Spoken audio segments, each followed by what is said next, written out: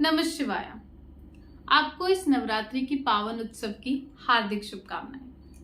आशा करती हूँ कि आप सब अच्छे होंगे। आज हम एक बहुत ही इंटरेस्टिंग टॉपिक के बारे में बात करेंगे जो सिर्फ एक स्पेसिफिक एज ग्रुप के बारे में ही नहीं है। चाहे वो किसी भी एज ग्रुप का पर्सन हो, चाहे वो बच्चे हों, बूढ़े हों, थोड़े ज्यादा उम्र के लोग हों, सभी उस टॉपिक के बारे में जानना चाहते हैं।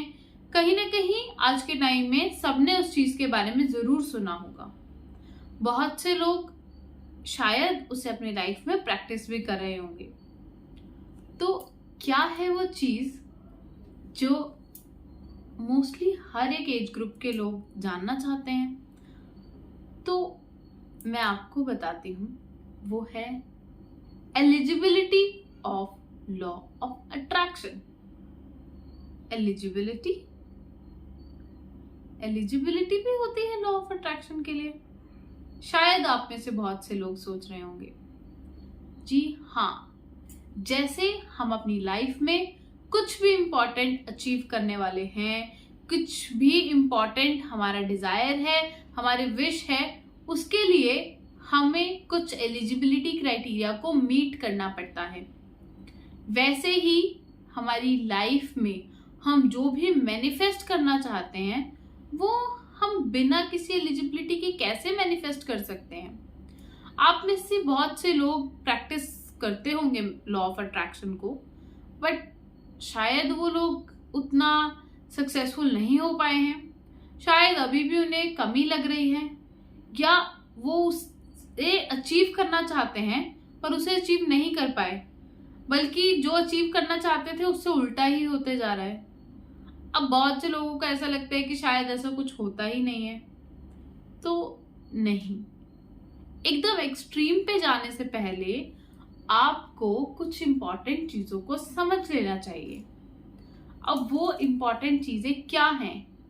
क्या है वो 5 ऐसे एलिजिबिलिटी क्राइटेरियाज जिससे आप लॉ ऑफ अट्रैक्शन को अप्लाई कर सकते हैं, अपनी लाइफ के कोई भी डिजायर को अचीव कर सकते हैं। तो हम आज इस वीडियो में उन्हीं टेक्निक्स के बारे में, उन्हीं एलिजिबिलिटी क्राइटेरियाज के बारे में बात करेंगे। तो मैं आपके लिए इजी कर देती हूं इसे। हम इसे मेजरली 5 टाइप्स में डिवाइड कर देते हैं, जिससे आपके लिए समझना बहुत ज्यादा इजी रहेगा। अंडरस्टैंडिंग में आपको कोई प्रॉब्लम नहीं आएगी। सबसे फर्स्ट है, you should not be in hurry. आपको हड़बड़ी नहीं करनी है।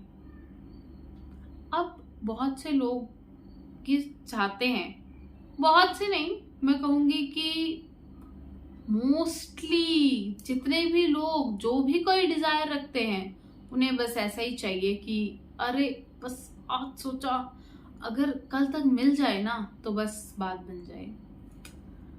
किसी का कोई भी डिजायर हो, कोई भी ड्रीम हो, उसे जल्दी से जल्दी ही उसे पूरा करना अच्छा लगेगा, चाहे वो कोई भी हो, और इसमें कोई गलत बात भी नहीं है।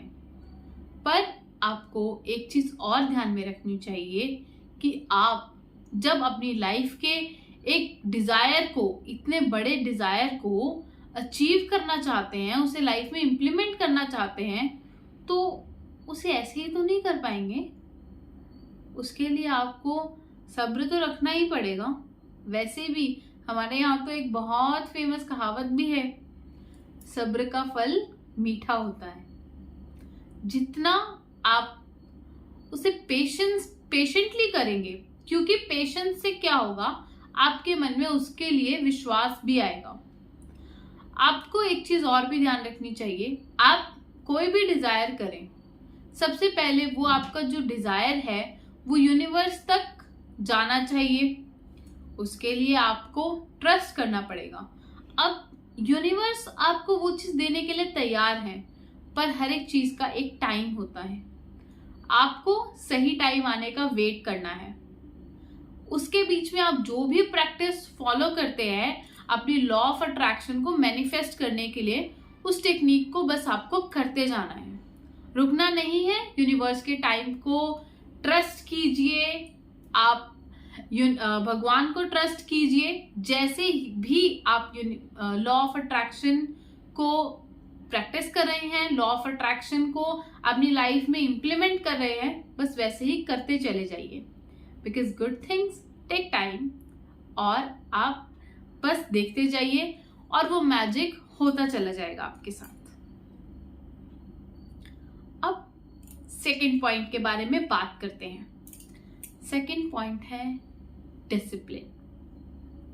अब जब हम छोटे से थे, स्कूल में पढ़ते होंगे, तब से ही हमें हमारे टीचर्स ने एक चीज सिखाई है, हमारे पेरेंट्स ने एक चीज सिखाई है, डिसिप्लिन में रहना बहुत जरूरी है।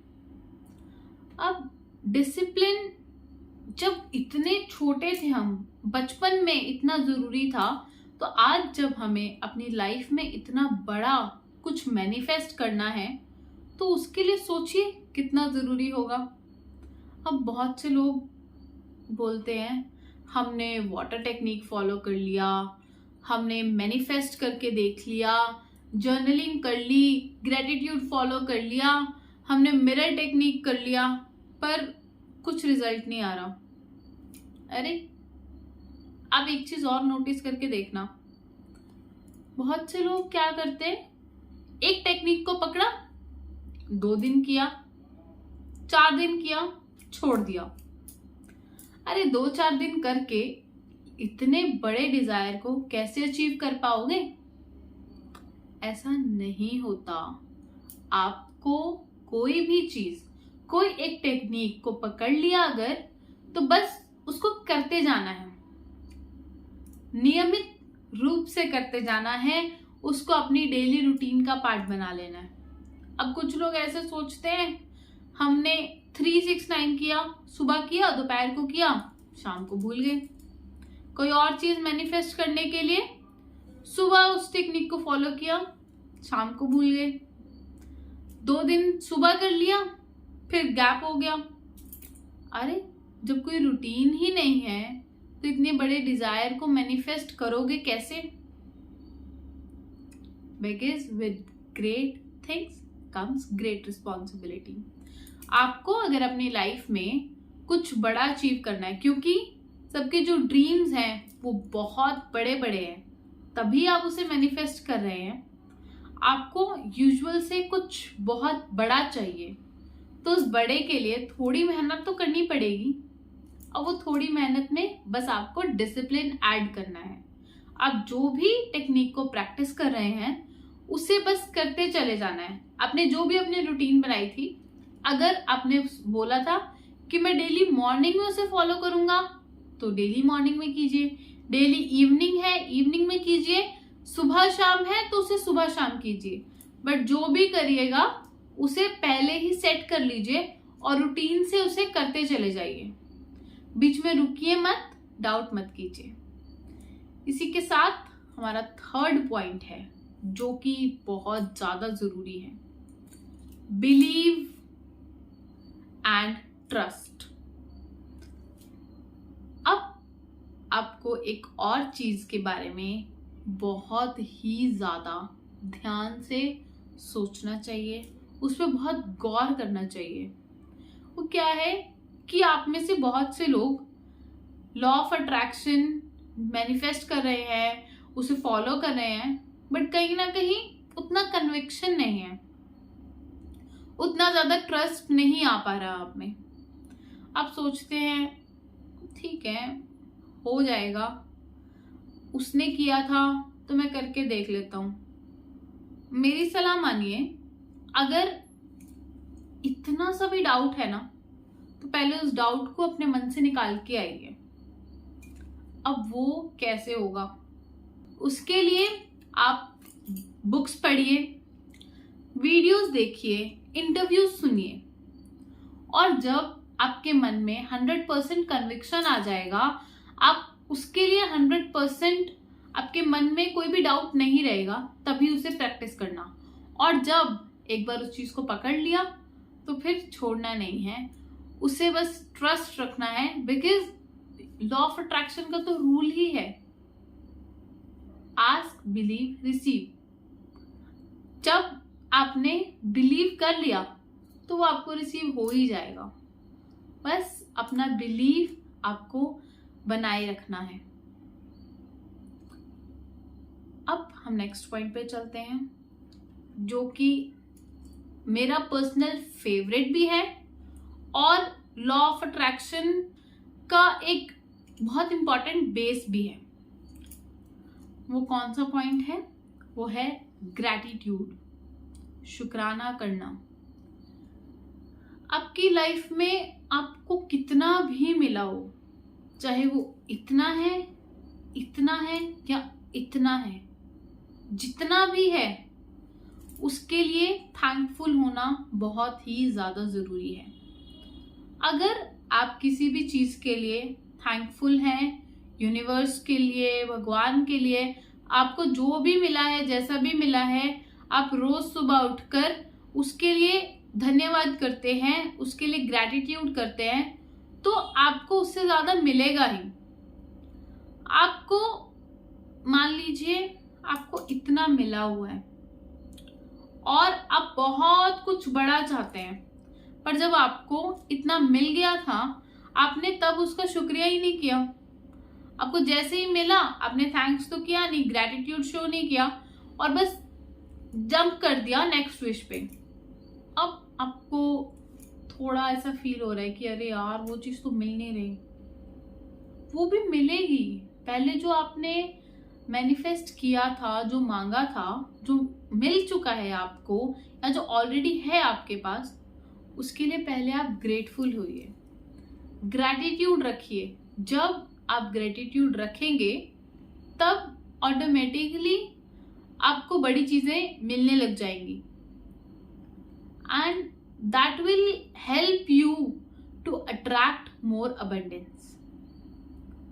अभी के अभी जाइए, आपने ग्रेटिट्यूड को प्रैक्टिस कीजिए। और मैं तो बोलूंगी कि आपको जो भी अच्छा लगता है बोल के तो उसका थैंक्स कीजिए ही। और स्पेशली अगर आपके लिए किसी और पर्सन ने कुछ और किया है, कुछ स्पेशल किया है, तो जरूर उनको थैंक्स कीजिए। मैंने कहीं पे एक बहुत अच्छी बात सुनी थी कि आपके लिए अगर कोई कुछ भी अच्छा कर रहा है, तो आजकल के टाइम में बहुत से लोग ना ऐसे सोचते हैं कि अगर मैंने उसकी तारीफ कर दी तो वो तो मेरे सिर पे चढ़ जाएगा, या फिर क्या पता वो ऐसा कुछ करे ही ना, उसे लगे कि मैं तो इतने में खुश हो गया। या वो सोचते हैं कि अगर मैं उसकी गलती निकाल लूंगा, जो भी उसने किया मेरे लिए, अगर मैं उसकी गलती निकालूंगा तो शायद वो और ज्यादा एफर्ट्स करेगा। बट ये हर जगह इम्प्लीमेंट नहीं होता। मेरे हिसाब से अगर कोई आपके लिए कुछ भी कर रहा है तो आप उसे ग्रैटिट्यूड शो करिए, उसे थैंक्स बोलिए, क्योंकि ये आपको भी एक अच्छा मैसेज देगा, आपके ब्रेन को भी शांत करेगा, जिससे आप और ज्यादा मैनिफेस्ट कर सकते हैं। और जिसके साथ आप ये एक फीलिंग शेयर करेंगे, आप उसे ग्रैटिट्यूड शो करेंगे, उसे थैंकफुलनेस शो करेंगे, तो वो भी और ज्यादा एफर्ट्स करेगा। इससे आपकी लाइफ और ज्यादा ब्यूटीफुल हो जाएगी और ज्यादा इजी भी हो जाएगी।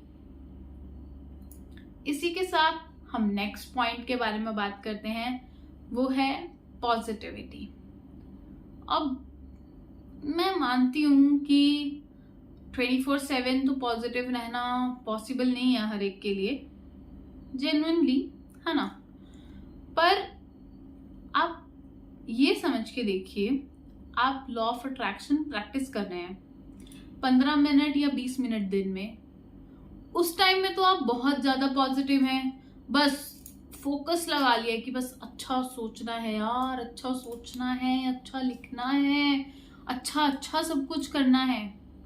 जैसे ही वो खत्म हुआ, डायरी बंद हुई, आंखें खुली, उसके बाद वैनिश, बस वही फिर से नेगेटिव थॉट्स भर दिए। नहीं, ऐसे नहीं करना, ऐसे बिल्कुल भी नहीं करना है आप लोगों ने। अब देखिए, हर टाइम पॉजिटिव नहीं रह सकते, पर उस पर काम तो किया जा सकता है। जैसे ही आपको नेगेटिव थॉट आने लगे, आप उसे शिफ्ट करने का कोशिश कीजिए। अगर आपको बैठे बैठे बहुत ज्यादा एक ही जगह पर वो थॉट्स आ रहे हैं, try to take a round. एक बार खड़े हो जाइए, किसी से बात कर लीजिए, कोई और काम कर लीजिए, ताकि आपका माइंड थोड़ा सा डाइवर्ट हो जाए। उसके बाद आप उस दोबारा काम में आ जाइए, तो आपको शायद से पॉजिटिव थॉट्स आने लगे। और इसके लिए सबसे ज्यादा इम्पोर्टेंट एक और चीज भी है, आपकी सराउंडिंग्स। आप कुछ अच्छा मैनिफेस्ट करना चाहते हैं और आपके पास ऐसे लोग हैं जो हर टाइम लाइफ में सिचुएशन को या किसी और चीज को क्रिटिसाइज ही किए जा रहे हैं, तो ऐसे माहौल में भी पॉजिटिव रहना बहुत मुश्किल हो जाता है। तो आपको अपने मन को भी पॉजिटिव रखना है और अपनी सराउंडिंग्स को भी पॉजिटिव रखना है। और मैं तो आपको यही बोलूंगी, अगर आपको लगता है कि कोई ऐसा एक पर्सन है जो बहुत ही ज्यादा क्रिटिसाइज करता है और जिसके पास रह के आपको नेगेटिविटी फील होती है, अगर कोई ऐसा पर्सन है जिसे आप अवॉइड कर सकते हैं, इग्नोर कर सकते हैं, तो डेफिनेटली कीजिए। वरना आप अपना टाइम जितना भी आप उन्हें दे रहे थे वो टाइम देना थोड़ा कम कर दीजिए, क्योंकि लाइफ बहुत ब्यूटीफुल है, इसमें बहुत अच्छी अच्छी चीजें हैं। आप जिस पर ज्यादा ध्यान देंगे वही आप और ज्यादा अट्रैक्ट करेंगे, चाहे वो मनी है, हेल्थ है, अबंडेंस है। So attract and invest your time in what you really want. Thank you so much. Har Har Mahadev. जय हिंद, जय भारत।